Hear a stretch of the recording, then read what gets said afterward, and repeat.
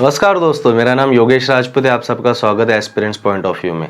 आज India's internal security challenges का chapter 2 terrorism के बारे में हम समझेंगे।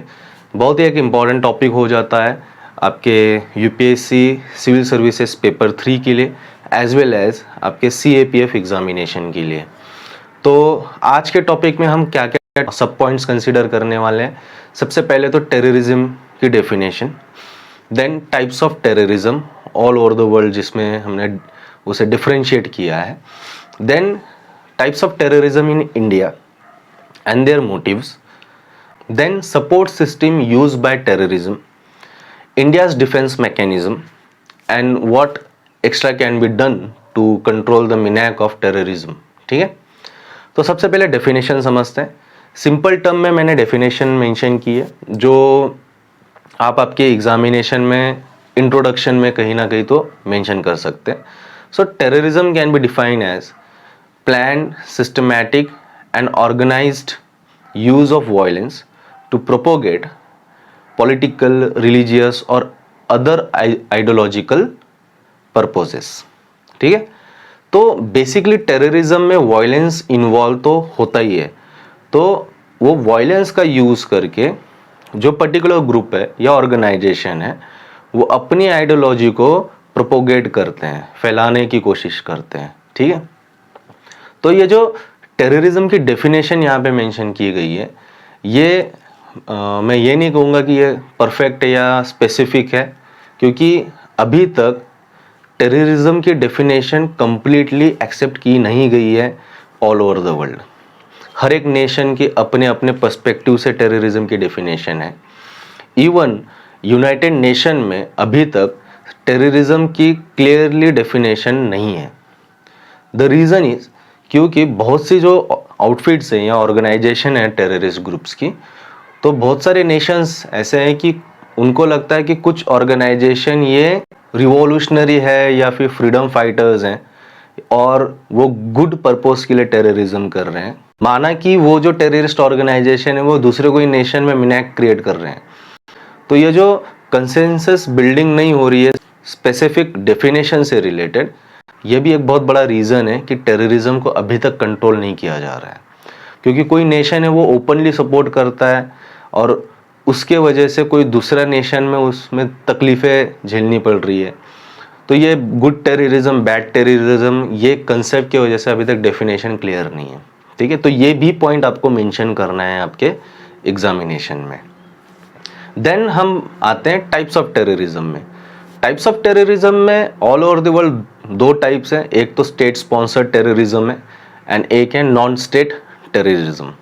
स्टेट स्पॉन्सर्ड टेररिज्म मतलब कि कोई पर्टिकुलर ऑर्गेनाइजेशन को एक प्रॉपर जो नेशन है वो आइडियोलॉजिकल बेस पे, फाइनेंशियल बेस पे, लॉजिस्टिकल बेस पे सपोर्ट कर रहा है, तो उसे हम स्टेट स्पॉन्सर्ड टेररिज्म कहते हैं। नॉन स्टेट स्पॉन्सर्ड टेररिज्म मतलब जहाँ पे वो कहीं पे डायरेक्टली कनेक्टेड नहीं है कोई नेशन से, कोई नेशन उसे डायरेक्टली ओपनली बोल नहीं रहा है कि मैं इसे सपोर्ट करता हूँ।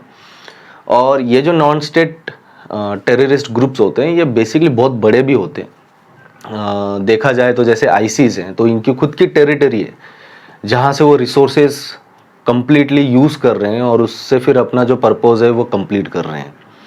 लेकिन कहीं ना कहीं नॉन स्टेट टेररिज्म भी इनडायरेक्टली सपोर्ट किया जाता है अलग अलग नेशन से। जस्ट टेक ए एग्जांपल कि अगर आईसीस है, उनकी खुद की टेरिटरी है, तो वहाँ से वो रिसोर्सेज एक्सट्रैक्ट कर रहे हैं, वो रिसोर्सेज फिर कोई तो नेशन को बेच रहे हैं, तो वो जो नेशन है वो भी खरीद रहा है, उसे पता है ये टेररिस्ट ऑर्गेनाइजेशन है। देन वहाँ से जो उन्हें इनकम आता है उसका यूज़ करके वो आर्म्स एंड एनिमेशंस खरीदते हैं। तो जो नेशन उन्हें आर्म्स एंड एनिमेशन बेच रहा है उसे भी पता है कि ये टेररिस्ट ऑर्गेनाइजेशन है। तो ये कहने के लिए हम कह सकते हैं कि ये कनेक्टेड नहीं होते हैं, इन्हें कोई सपोर्ट नहीं मिलता है नेशन से, लेकिन ये इनडायरेक्टली सपोर्टेड होते हैं।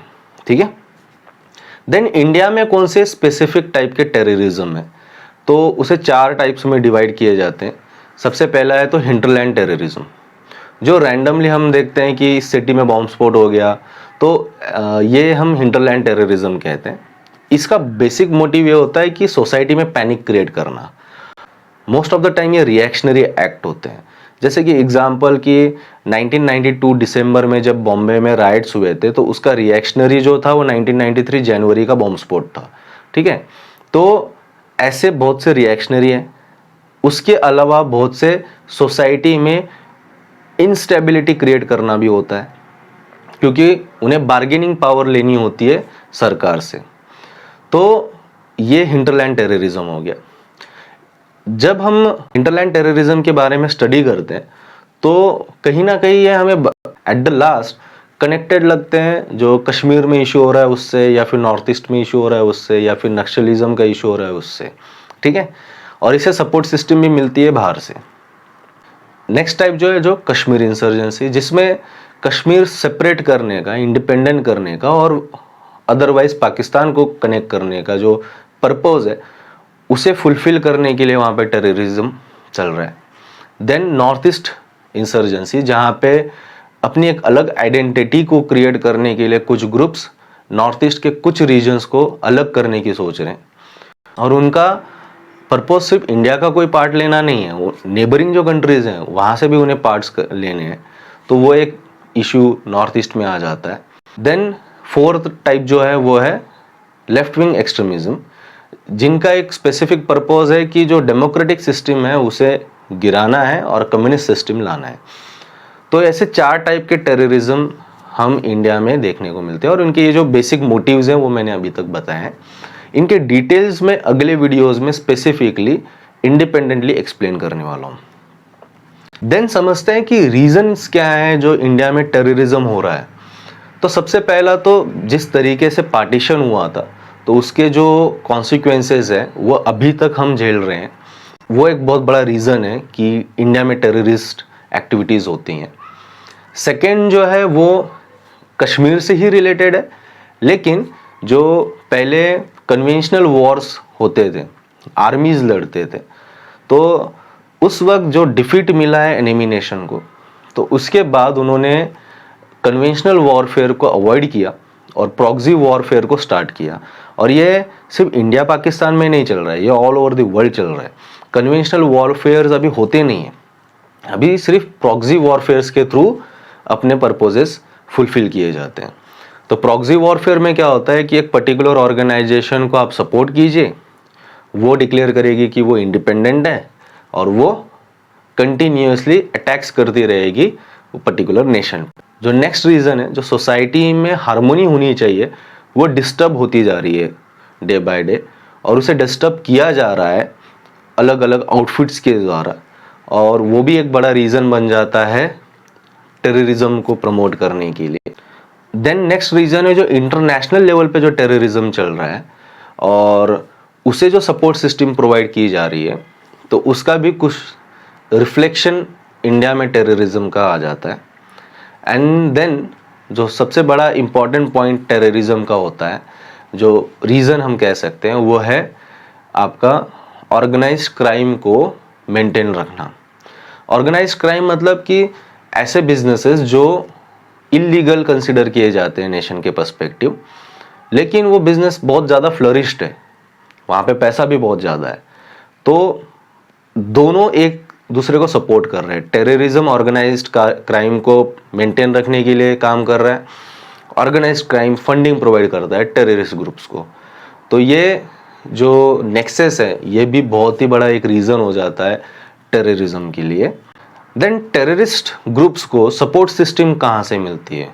ऑब्वियसली एक ग्रुप है, आप इतना प्लान कर रहे हो, आप हाई एंड टेक्नोलॉजीज़ को यूज़ कर रहे हो और एक स्पेसिफिक टारगेट पे जाके आप अटैक कर रहे हो, तो आपको बहुत सारी रिक्वायरमेंट्स रहती हैं, जैसे कि लॉजिस्टिकल रिक्वायरमेंट तो बहुत इंपॉर्टेंट है, देन आपका आर्म्स एंड एनिमेशन, देन आपका फूड, एंड देन आपका ये सब खर्चा उठाने के लिए आपको चाहिए पैसा। यही सपोर्ट सिस्टम जो है ये टेररिस्ट अटैक को एक छोटे से बड़ा बना सकती है। तो जैसे जैसे अभी प्रोफेशनल लोग भी टेररिस्ट ग्रुप्स को ज्वाइन कर रहे हैं, तो हम देख सकते हैं कि कैसे टेक्नोलॉजी का हैंड यूज़ किया जा रहा है टेररिस्ट अटैक करने के लिए। सपोर्ट सिस्टम क्या है कि फाइनेंशियल सोर्स कहाँ से आ रहा है, देन आपका आर्म्स एंड एनिमेशन सप्लाईज कहाँ से हो रहे हैं, लॉजिस्टिकल हेल्प कहाँ से मिल रही है, तो ये सपोर्ट सिस्टम टेररिस्ट ग्रुप्स को होती है। देन नेक्स्ट पॉइंट समझते हैं कि इंडियाज डिफेंसिव मैकेनिज्म क्या है टेररिज्म के अगेंस्ट में। तो ऑब्वियस है कि टेररिज्म के अगेंस्ट में कोई पर्टिकुलर नेशन को अगर अपना डिफेंसिव मैकेनिज्म बनाना है तो सबसे पहले तो इंटेलिजेंस का काम होगा कि पहले तो प्रिवेंट ही किया जाए या फिर उसे मिनिमाइज तो किया जाए। सेकेंड होता है फिर उसको कंट्रोल करने का, जब एक्ट हो रहा है। देन उसके बाद जो आगे की लीगल प्रोसीजर्स है वो। तो इन 3 लेवल्स पे पर्टिकुलर नेशन अपना डिफेंसिव मैकेनिज्म बनाता है। तो सबसे पहले अगर हम समझते हैं कि इंडिया में इंटेलिजेंस टेररिज्म से रिलेटेड कहाँ से प्रोवाइड होती है और वो किस ऑर्गेनाइजेशन का काम है, तो सबसे इम्पॉर्टेंट जो रोल प्ले करता है वो आईबी प्ले करता है। उसका काम है कि इंटरनल सिक्योरिटी से रिलेटेड जो भी इंटेलिजेंस है वो गैदर करना है एंड देन वो रिस्पेक्टिव फोर्सेस से शेयर करना है। तो अगर सपोज आईबी के पास कोई इंटेलिजेंस है बॉर्डर से रिलेटेड, तो ऑब्वियसली वो बॉर्डर पे जो पर्टिकुलर फोर्स है उससे शेयर करेगी। अगर कोई स्टेट से रिलेटेड है तो वो स्टेट में जो पुलिस है उनसे शेयर करेगी।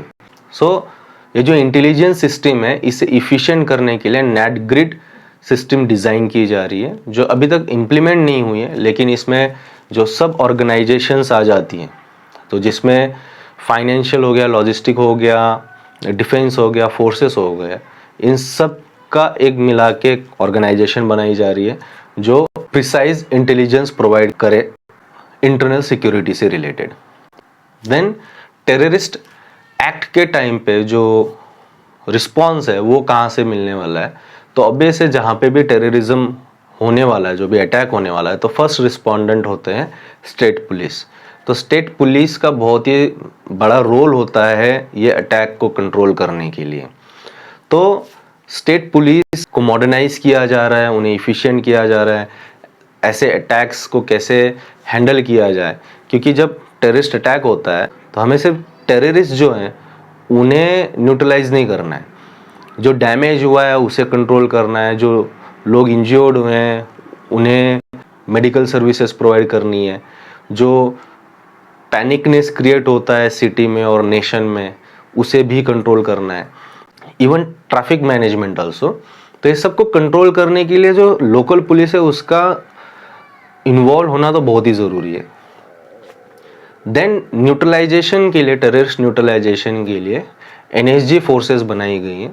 तो पहले तो ये सिर्फ मानेसर में थी एमपी में, लेकिन 26/11 के बाद इसे मानेसर के अलावा 4 अलग सिटीज़ में और सिचुएट किया गया है, सो दैट जो मूवेबिलिटी है फोर्सेस की, स्पेसिफिकली एनएसजी की, वो फास्ट रहे, क्योंकि एनएसजी एक स्पेशल फोर्स है जो सिटीज़ में या पब्लिक में होने वाले टेररिस्ट एक्ट्स को कंट्रोल और न्यूट्रलाइज करने के लिए बनाई गई है। इसके अलावा जो फोर्सेस हैं, फिर सेंट्रल आर्म पुलिस फोर्सेस में सीआरपीएफ का भी बहुत बड़ा यूजफुलनेस होता है टेररिस्ट एक्ट को कंट्रोल करने में।